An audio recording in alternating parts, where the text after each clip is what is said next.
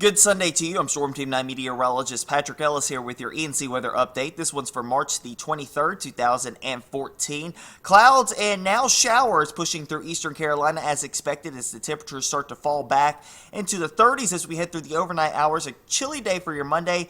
And yes, we are talking about that slim potential for a rain-snow mix as we head towards Tuesday, but it looks like now the models have really warmed up the atmosphere and may not be able to get as much as what we were thinking originally. We'll kind of detail that out, but still there's a possibility there, and we'll kind of outline that here in the update video. Here's a look at the satellite and radar. There's your batch of showers pushing through the region. They are starting to diminish, and the clouds are clearing out from northwest to southeast this evening. So as we head through the overnight hours, you will see the clouds clearing out, and that's what's actually going to allow for our temperatures to drop. Also, the drier air that's pushing into the area as the dew point numbers are starting to come down. They were up in the 50s earlier, now all into the 30s and 40s, and they will continue to drop tonight. But with the drier air pushing in, it may be a little delayed to get the temperatures to drop very much because of the moisture in the atmosphere thanks to the rain showers pushing through. So we've been talking about that potential for maybe a little bit of black ice developing late tonight as the temperatures continue to drop. You see, by 7 o'clock in the morning, most areas inland into the upper 20s and low 30s, coastal areas low and mid 30s. And that's going to be a light freeze. And once again, if you live north of Highway 64, that's where we could see those temperatures get down to those critical levels to where we could see a little bit of bridge icing. So patchy areas of black ice now out of the question. Be careful out there early on Monday morning, or if you're going to be heading out tonight, as temperatures are already starting to drop, already down to 39 in Hosky as we're doing this update at 6:37 on this Sunday evening. Now, we don't warm up all that much, and a brisk north wind at about 10 miles per hour are going to make these temperatures feel a little bit cooler. High temperatures on Monday expected to be into the mid and upper 40s for most, low 50s as you head down to the south. But overall, a cool day. We'll be running about 10 to 15 degrees below normal for this time of the year. Heading into Tuesday, now this is a completely different look than what we were thinking before. We've still got temperatures in the 30s on Tuesday morning when you wake up, and I think the models have really slowed this system down from coming in here very quickly. It's all starting to slow down as that system rolls up the coast. But look what happens here on the model. It tries to get our temperatures up into the 50s, nearing 60 degrees on Tuesday. I have a hard time buying that, though. There is an argument that the winds turn more southerly as we head into the day on Tuesday. If that's the case, if we do get a southerly wind in here at the low levels, yeah, I could see the argument for warmer temperatures. But, it's hard to come up from where we were yesterday.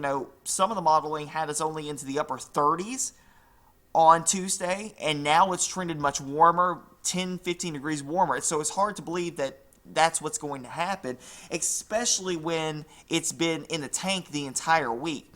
So we're going to have to watch this into tomorrow and see how the models react to the actual system getting on the board going into tonight, tomorrow.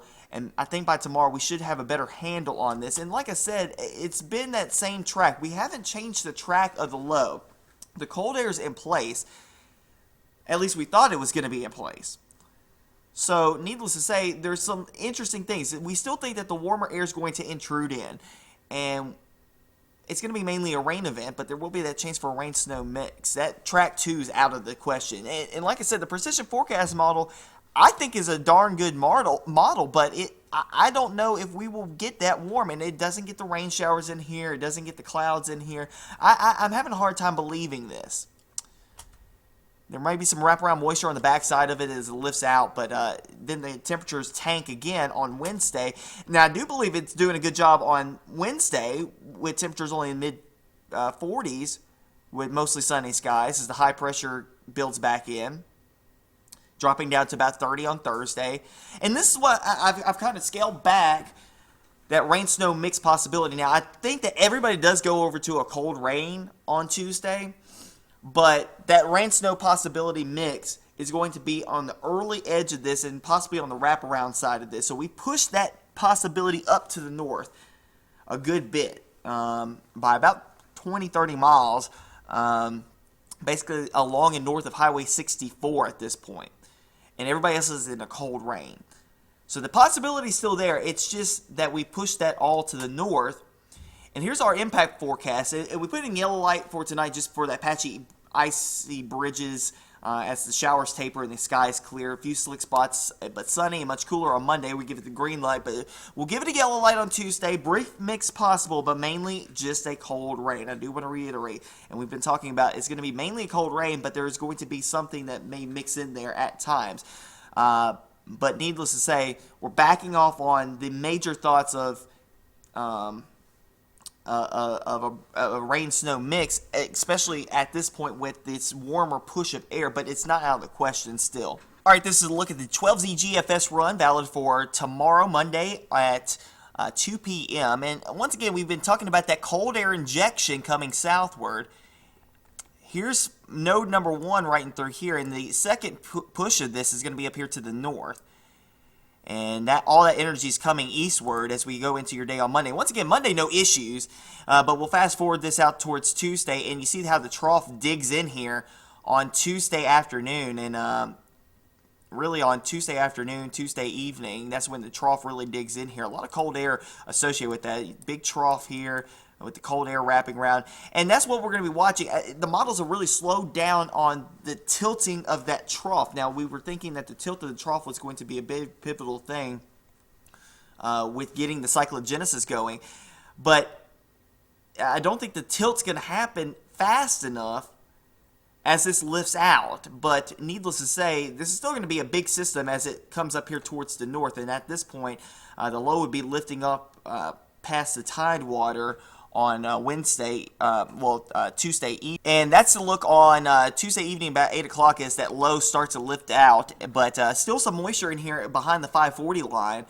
And I'm thinking about the low levels. That's the problem, is that the low levels will be too cold, too warm, but the upper levels are going to be warm enough. So there may still be some mixing trying to get in there. But it's going to be primarily rain through the event. It doesn't really matter. But the warm air at the surface is what's going to kind of choke this off, and we'll start it off at Tuesday morning. The low doesn't even get in here until we head towards the afternoon hours. Now, the GFS trying to lift in a second low, and that's the weird thing, is that we've seen the NAM and the GFS developing two lows, and then they congeal into one. But as this lifts out, we could still see a rain-snow mix as this lifts out of the region on Tuesday. Now, Wednesday, you got no issues. I mean, it's just going to be cold as Canadian high builds in here and temperatures stay in the 40s all day. Then we head out towards Thursday. We get on the backside of that high, and the winds turn a little breezy, the south and southwest. And we'll be able to get the temperatures up as the thickness values start to come up as well. I think mid to upper 50s. I think upper 50s is a good call on Thursday, but you see the system developing back off towards the west. The energy seems a little weak with that, and it's not a cold push of air.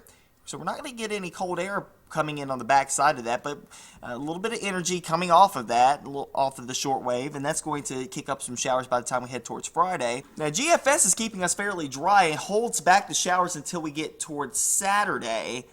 But the European, the Canadian, on board with rain chances in here on Friday. We do have we only have about a 20% shot. It's not a huge chance for rain on Friday, but high temperatures, the low 70s. We pulled them up from the upper 60s into the low 70s on Friday, as well as Saturday. But you see the rain chances come a little bit more higher as we head towards Saturday. And then Sunday, the GFS slower. The European, the Canadian wants to get this out of here and lifts it on out of here, and some cooler temperatures come on the board by the time we head towards Sunday. We've got 60s right now, but you see that little trough kind of diving through here on Monday. That may be a cooler look, so we may be bringing down the temperatures a little bit on Sunday as that swings through and high pressure builds in here by next Monday. That's going to do it for me here on the ENC Weather Update. You can stay up to date with us Facebook, Twitter, WNCT.com, and our brand new Storm Team 9 app in the Google Play Store and the Apple App Store. Have a great rest of your evening, a great day tomorrow, and a great weather week ahead.